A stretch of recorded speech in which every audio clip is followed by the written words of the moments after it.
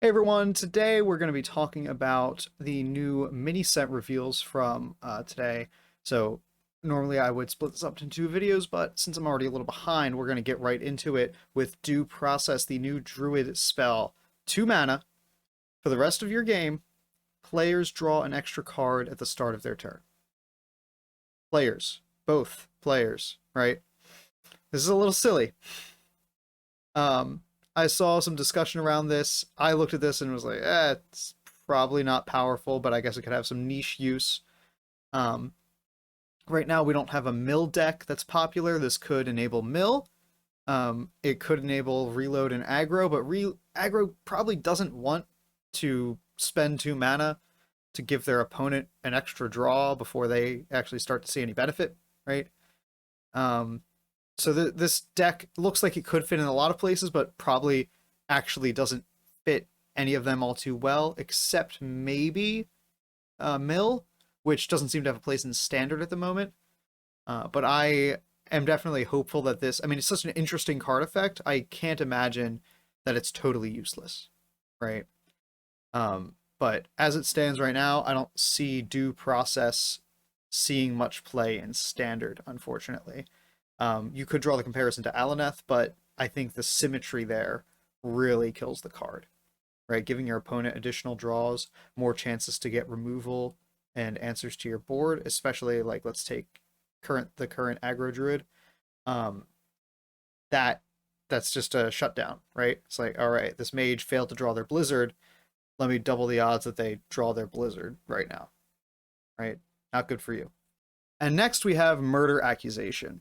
Choose a minion, destroy it after another enemy minion dies. 2 mana rogue spell. It's a very interesting card, again, just like the last one, but unfortunately I also don't think it's very good. um, you know, yeah, it's only 2 mana. It's pretty cheap. You can just kind of throw it in whenever.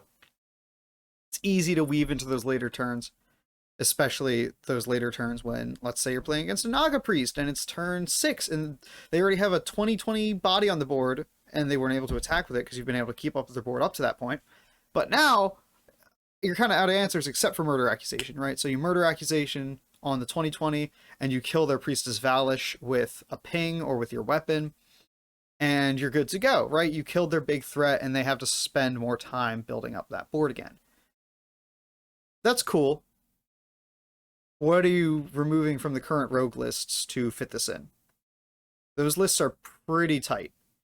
I will also say that, to its benefit, it's not just about you killing the minion, right? You could force your opponent to not trade, right? If they have their 8/8, or they can't cast a board clear that'll kill even one of their little guys, right? So let's say they have a symmetrical board clear that deals 3 damage, and normally that's not a big deal because it only kill one of my guys. All my medium and larger sized minions will stay alive, but now they won't. Now the one I targeted will die, right? So there is some use there. You make your opponent play differently, which is always a fun and engaging effect. In this case, I think it might be a little too weak, because that those cases I listed are a little niche. I also think, again, Rogue might just not want this tool right now. It could be a perfectly fine tool. I think it is a fine card. I don't think it's amazing, but I think that Rogue doesn't need this type of card, like removal like this, like situational removal that relies on you either having another card in hand or a minion on board or a rush minion, or it requires your opponent to have another minion on board, right? You know, I think Rogue just doesn't care enough to have that sort of card right now. Um, so I think this won't see play until next expansion when we get some new major Rogue archetypes, or even next year when we get a real upheaval. Again, very cool card, brilliant flavor. I mean, Murder Accusation, come on, that's good. But unfortunately, I think it's just a little weak right now. And our last from this first batch here, Totemic Evidence. 1 mana shaman spell, choose a basic totem and summon it. Infuse 3 totems, summon all 4 instead. So this is a really cool idea. I really like effects that are like discover, conditionally get all of them. I think that's such a cool idea. I liked it that that hunter draw spell that drew a bunch of beasts. I like just the idea of if you play around it, this okay card becomes an amazing card. Infusing 3 totems is just such a big ask. This only fits in a totem shaman deck. No other shaman wants to run this. Even Evolve Shaman, which normally loves a wide board, has better tools to get wider, higher cost things on board, right? You get these high cost, wide board states that are just so much better than what this is offering. And that's in the ideal scenario of this card actually getting infused and working the way it's supposed to, right? I don't see that happening. 3 totems is a big buy-in for a pretty good payoff for a totem deck, right? These are going to be buffed up totems. They're going to have bonus attack. They're going to be getting all sorts of effects slapped onto them, right? But for the most part, this deck is still a few pieces short of actually coming together. Just like it always has been. Oh man. We finally got free shaman. Maybe we'll get totem shaman after all these years. Maybe it'll happen. Just maybe. All right, and we have our first legendary reveal. Actually, the other one might have been revealed first. I didn't check. The Jailer, 10 mana, 10/10. Battle cry, destroy your deck. For the rest of the game, your minions are immune. What? This is absurd. I love this card so much. I don't think it's very good. I think it's going to be stupid fun. I think this will be such an interesting card to play with. It's going to enable so many dumb things. I'm thinking of all those effects that are like, oh, if your deck is empty, proc this, right? You have that thing in Warlock that summons imps, which is like not very good, but they're immune now too. Right? And maybe you have a bunch of ways to buff them up. The most practical application of this I can see is with Kazakhstan, right? So, oh, my minions are immune and I just lost my deck. No, I didn't. Now it's full again. And it's all treasures and they're all OP and you're just going to die. That said, Kazakhstan kind of does enough work on his own. He doesn't really need the Jailer, right? I feel like I may have literally never seen a game where Kazakhstan came down and I didn't lose. Or rather, that the factor affecting whether I won or lost was that I was able to clear off my opponent's board. Usually it's just like I burned them down before they could actually do anything, right? Although, like 80% of the time I just lose. That's what I get for playing aggro. I had it coming. So, Jailer, super cool. Maybe not that good. I'm going to say probably... I just want it to be good so bad. But I don't think it is. Truthfully, I don't. I just can't imagine it being... like, you're out of cards, right? So short of resupplying, you're not really going to be able to use that effect very much. And immune doesn't mean you're going to be able to protect them against everything. Random effects still impact them. Complete untargeted board wipes still impact them. Even freezes still impact them. And, this is sort of niche because taunt isn't really half as good as it used to be, but like you can't put up a taunt anymore because it's immune. It's untargetable. That overrides taunt, right? I really don't think this is it. I don't think this is the really impressive legendary that it could have been. As cool as it is an awesome design, and I feel like that's the theme right now. I've loved the design of all these cards, and I just think this is kind of weak.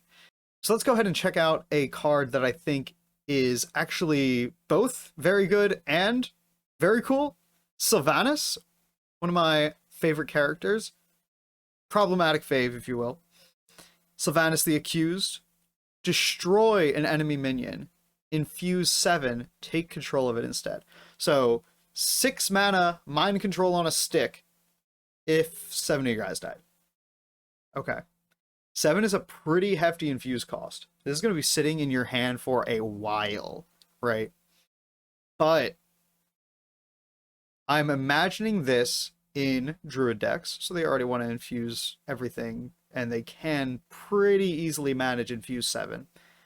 I'm imagining this in Druid decks, where you use it to beat Naga Priest and the Mirror Match, right? Because that bastard card, that 9 mana card that gobbles up 3 of the opponent's minions and takes their stats, well, now I can take them right back. And since it's a mirror match, now you can take them right back, right? It's going to get silly. We're going to see that. Guarantee. I will put my word down right now. We will see at some high level of play that, wannabe Abominable Lieutenant. It's really the other way around. Abominable Lieutenant's not half as good as that card. Insatiable Devourer, whatever it's called. We're going to see that into like a pretty big board, into Sylvanas. So it just the stats just keep flying back and forth, right? Guarantee we'll see it at high level play. I think this fits pretty naturally into those decks. And unlike, I said rogue decks are kind of tight, it's hard to fit that card in. Druid decks aren't that tight because there are 40 cards. You don't have a bottom 10, you have a bottom 20, right? So powerful cards like this slot pretty naturally into those decks, right? I think that this is so far the most powerful card we've seen from the mini set. And that's including the ones that I have yet to talk about in this video. Oh, we're going to talk about them now. The first of these here is Afterlife Attendant. 3 mana, 3/4. Your infuse cards also infuse while in your deck. Again, infuse while in your deck. That is a good effect. I was skeptical of infuse at first because it really reminded me of Corrupt, in that it just seemed like, stuff's going to be sitting in your hand. You got to wait to proc it. And then by the time, you're never going to be tempoing whatever it is. But it looks like infuse in general kind of bucked that trend. I was very wrong about its power level in general. And so this kind of goes for 2 things, right? So this makes infuse much stronger, especially those high cost infuse cards, right? Let's say I'm playing Druid. I play Scale of Onyxia. I traded one of my guys, drop Afterlife Attendant because, it's turn 5 and I'm Druid. So I'm able to play 10 mana worth of stuff. So I just infuse my Sired and Athreus, which is still in my deck, for 6. And I almost fully infuse my Sylvanas. Right? Like, that's ridiculous. This synergizes very well with Sylvanas, just because, let's say she's chilling in your deck, and you top deck her without this card. And it's like, well, this is kind of useless. I mean, it's still gonna kill whatever it is, but like, if I infused it, I could take that 20/20 that priest or druid built up, right? Or maybe even paladin. Just praying for paladin at this point. Just gotta hope they get something here. But with this, again, taking whatever you want. Sired and Athreus, he's gonna get 6, 10 extra damage from this guy, right? Presumably, you're running 2 of them. And again, these are slotting into 40 card decks. The bar for entry in a 40 card deck is much, much lower than a 30 card deck. You have a bottom 20, not a bottom 10. It's very easy to get this stuff in there. So Afterlife Attendant, I think, does see play. I think this fits into some deck archetypes that already exist very neatly and supports cards that we have seen in this mini set very well. All right. Next, we have Tight-Lipped Witness, a 3 mana 2/5 that says secrets can't be revealed. It's like Mindbreaker, but for secrets instead of hero powers, right? So, it's got the same stat line and everything. I really like this as a tech card. I'm just trying to think if secrets have been a problem. Like, I guess Hunter utilizes them pretty well, but the most popular Hunter decks only really have secrets off of Tavish right now. Um, Rogue secrets might as well not exist. Mage secrets, some of them are okay, but like not worth teching around. I feel like this indicates that we're going to see some strong secrets soon, possibly even within this mini set, right? Secret would fit Castle Nathria so well, and I think that's why we saw Rogue gain some secrets here. That said, this is a tech card and doesn't have tradable. Tech cards in a post-tradable world just don't hold up, you know? I don't see this being that useful. Even in a world where like Secret Mage is king, let's say Secret Mage somehow makes a comeback, I just feel like the secrets themselves were never the thing that I was watching out for. Also, I could be wrong about this, but I believe if it's what the fire rune, explosive rune, that'll kill this because its effect won't be in play prior to the explosive rune trigger. I could be wrong about that, but I'm pretty sure that's how that plays out. Yeah, because it's an aura, not a battle cry, right? Only a battle cry would go off. So this comes into play, explosive rune triggers, then this dies and doesn't really do its job. It is possible that that's not how it works, but I'm pretty confident that that's right. So against one of the most popular secrets right now, it just kind of dies. Let's assume that's false though. I just that's not enough to make it good, right? It's just really not a good card. I do not see this seeing play even in a secret heavy meta. I just don't think it's effective enough. I don't think you're that concerned about secrets, to be honest. You should just be playing around them. Yeah, would not think that this is going to be good ever. Okay, and our last one here is Soul Seeker. 5 mana, 3/3, battle cry. Swap this with a random minion from your opponent's deck. That is really good in very limited situations. Which is to say, I think it's a little too situational to be useful. So this card, you're committing 5 mana to get something random from your opponent's deck. Now, what's really interesting here is, let's say you're stealing, they've infused something in their deck and you steal the infused version, blah blah blah. Most infused effects are battle cries, so that's not even like that interesting an interaction. And the ones that aren't really that good. I don't know. I guess this is more disruption, which is cool. But we already have Theatar, and I just don't know if I'm ready for more disruption in my life. No, but seriously, like, I guess if you, let's say you pull your opponent's Sire Denathrius, okay, I guess they just concede. So I think this is too weak to be useful, but in the cases where it is useful, it's not fun, right? It's not fun in the same way that Theatar isn't fun, except this is even more aggressively not fun because you're being punished for something you have literally no control over outside of your mulligan, right? It's like, you left Sire Denathrius in your deck like an idiot. That's what you get, idiot. You get your card taken from you. You get your win con just right out of your deck. At least Theatar, there's some thinking to using it. It's like, all right, they've been holding on. I've been counting the cards. They've been holding on to the second from the left card for 10 turns. That's gotta be Sire Denathrius. That's gotta be their win con, right? I should Theatar now when they're down to like 6 cards, and you can do a whole lot of stuff with that.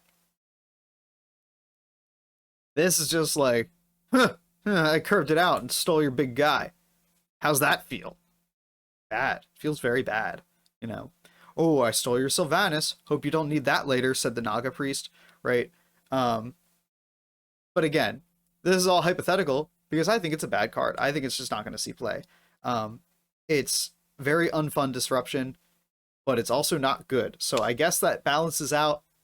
that's with this card design, I think that is the best outcome, unfortunately. I just think that this sort of random disruption, like disruption from deck, is not particularly fun. And I think that wraps it up. We've gone through all the cards. This hopefully I'll be able to keep up with all the new card reveals as they come out. I might be readjusting this setup. I like my Hearthstone blanket in the background. I hope you like it too. But depending on how this looks and comes out, we might have to change some things. So I will see you all in the next one, probably tomorrow after all the reveals are done. All right. Bye-bye.